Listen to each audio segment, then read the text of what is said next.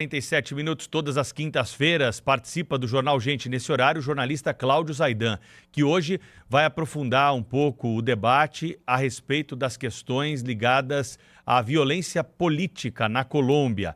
O Zaidan, claro, vai falar sobre esse tema por conta do episódio recente de violência, o ataque que aconteceu contra o candidato à presidência da Colômbia, Miguel Uribe, que é senador da República, adversário do atual presidente Petros, que já também foi alvo, de comentários aqui ao longo da semana no Jornal Gente por conta desse episódio. Zaidan, não é de hoje, que a Colômbia lamenta a morte de políticos dessa forma tão cruel e também com muita violência.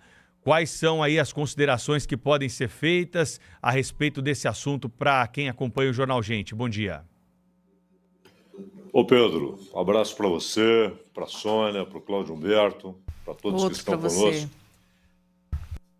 Inclusive, a última informação dos médicos era de uma leve resposta neurológica. O quadro ainda é gravíssimo, afinal de contas ele tomou alguns tiros, inclusive na cabeça, na região da nuca. Hoje, o El Tiempo, o jornal colombiano, traz imagens de carros que a polícia acredita foram utilizados por apoiadores daquela ação. O garoto que foi preso com uma pistola Glock, uma pistola muito eficiente e geralmente usada por quem tem muito treinamento, é uma semiautomática, ele negou. Mas agora a investigação aponta, é uma das hipóteses, mas até pelos depoimentos do garoto de 15 anos que estava com essa Glock, e na hora a polícia já é capaz de determinar se aquela pistola foi utilizada, se os projéteis são os mesmos, etc. Isso é muito simples, é um trabalho corriqueiro. Mas a investigação aponta para um cumprimento de ordem de um chefão local do tráfico de drogas. É uma das hipóteses, não é a única. É claro, Pedro, Cláudio, Sônia, vocês todos sabem disso, isso não é um problema só da Colômbia. Atentados contra candidatos, contra autoridades. Nós vimos no Japão o ataque a um primeiro-ministro.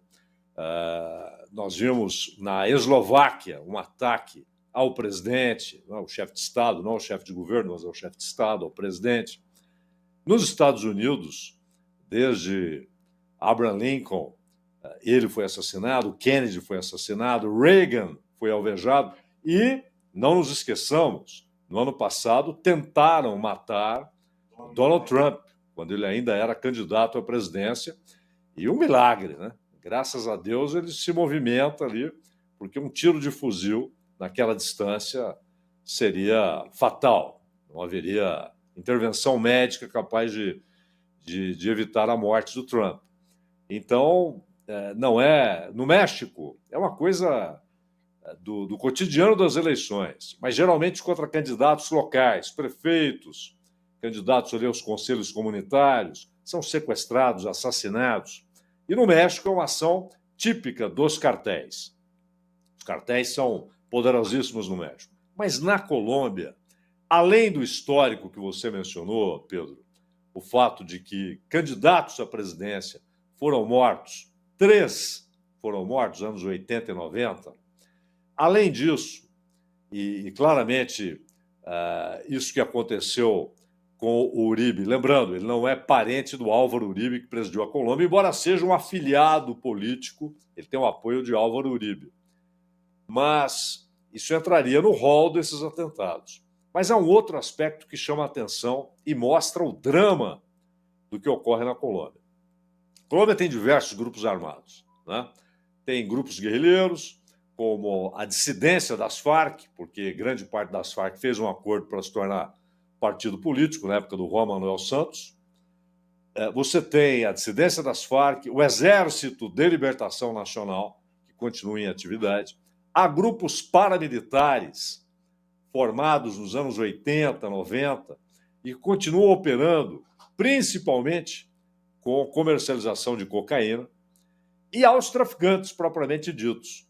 Com o fim do cartel de Medellín, o cartel de Pablo Escobar, aliás, Pablo Escobar foi responsável pela morte da mãe do Uribe.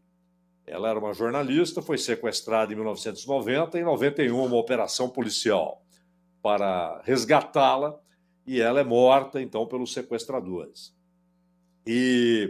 Mas com o fim do cartel de Medellín, houve uma pulverização. Não foi o fim do tráfico de drogas, mas ele deixou de ter uma grande organização central, dois grandes cartéis, Medellín e Cali, e espalhou-se. São vários grupos, alguns mais bem equipados, armados, e inclusive com atuação na Amazônia brasileira. Não só na Amazônia colombiana, mas também na Amazônia brasileira, né? Além de tudo isso, há um drama que é o uso de adolescentes. Isso começou com o Pablo Escobar, nos anos 80. Eles recrutavam garotos, treinavam esses garotos para assassinatos. Isso se espalhou de tal maneira, Pedro, Sônia, Cláudio, que até operações do Estado, até operações especiais do Estado, já usaram garotos, porque não chamam atenção. Ninguém vai esperar que aquele moleque de 15, 16 anos seja alguém que foi mandado pelo comando policial para fazer uma operação específica, para, como eles dizem, neutralizar um alvo, né? Mas eles são usados principalmente pelos grupos paramilitares e pelo tráfico de drogas. E para se ter uma ideia, os garotos que são recrutados em áreas urbanas, eles vão por dinheiro, uma expectativa de ascensão, geralmente estão numa situação econômica e social muito ruim, precária. Agora, na área rural, o drama é muito maior, porque não é dinheiro. Simplesmente é dito para o garoto: ou você vai lá e executa o que estamos dizendo, nós vamos treiná-lo, te dar armas, mas ou você faz, ou a sua família inteira será executada. Isso é corriqueiro na área rural da Colômbia. Então, meninos de 15, 14 anos são recrutados, treinados, e eles vão sem alternativa, porque se não forem, a família será executada. E esse é um drama terrível, né? Você está destruindo desde já crianças, está destruindo o futuro. E só no ano passado, para se ter uma ideia, Cláudio, foram mais de 400 garotos que a polícia conseguiu registrar como tendo sido transformados em matadores de aluguel. E no ano anterior, mais de 300. Ou seja, a estatística vai se tornando cada vez pior, né? Então, embora, repito, não seja uma peculiaridade colombiana, os atentados, já vimos no Japão, na Eslováquia, nos Estados Unidos, no México, países tão diferentes entre si, historicamente, politicamente, culturalmente, mas com o mesmo fenômeno dos atentados. Porém, na Colômbia, há algumas peculiaridades que tornam tudo isso muito mais trágico, inclusive com a utilização corriqueira e cada vez maior de adolescentes, alguns crianças ainda, 14 anos de idade, é uma criança, né, sendo utilizados para esse tipo de operação. Pedro. Ô Zaidan, há algum tempo, né, na Colômbia, o grande medo aí daqueles que estavam envolvidos nos cartéis era a extradição para os Estados Unidos. Chegou a ser alvo, né, até de protestos e manifestações, tentaram encurralar o governo, conseguiram em determinado momento suspender a extradição.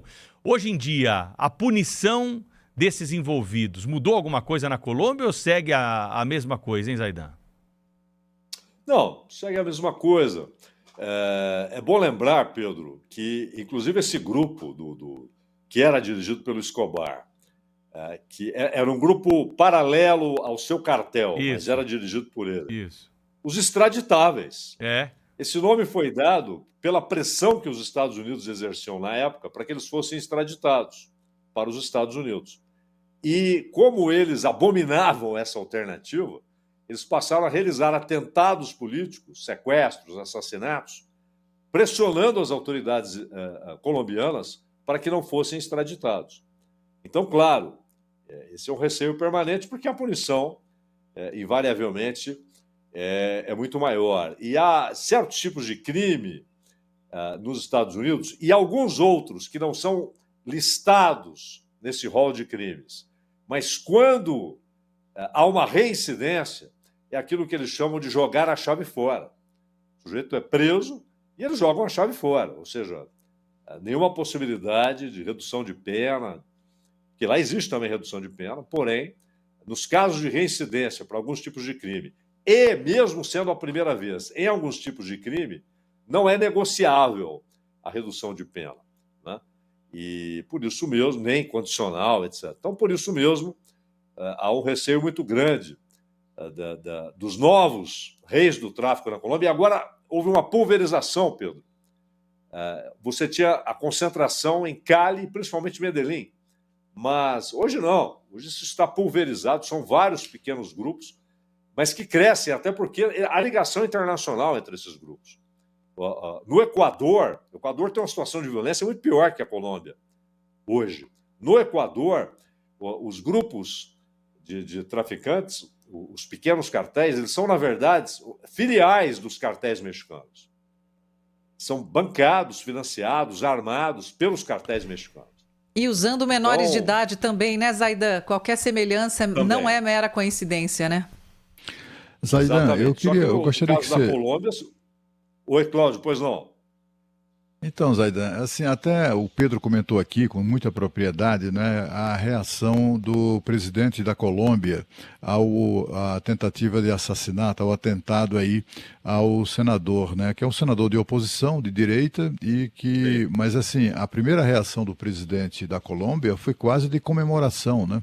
Foi de uma irresponsabilidade, de uma insensibilidade com o drama humano, pessoal, familiar, né, que envolve um atentado dessa natureza. A gente sabe das ligações que sempre houve entre o atual presidente da Colômbia e os narcoterroristas das Farc, né?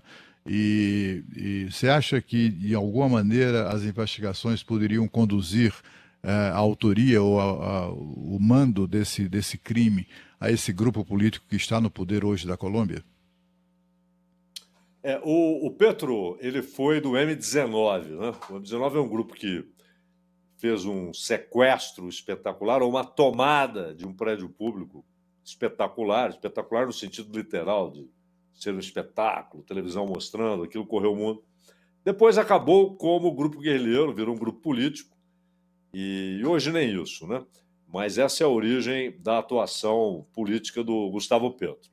Atualmente, Cláudio, o governo levou ao Congresso um projeto para modificar a legislação trabalhista. A Colômbia teve uma modificação ultraliberal na sua legislação trabalhista em 2002. E agora o Petro, era uma promessa de campanha, ele levou algumas propostas para a restauração de alguns direitos dos trabalhadores.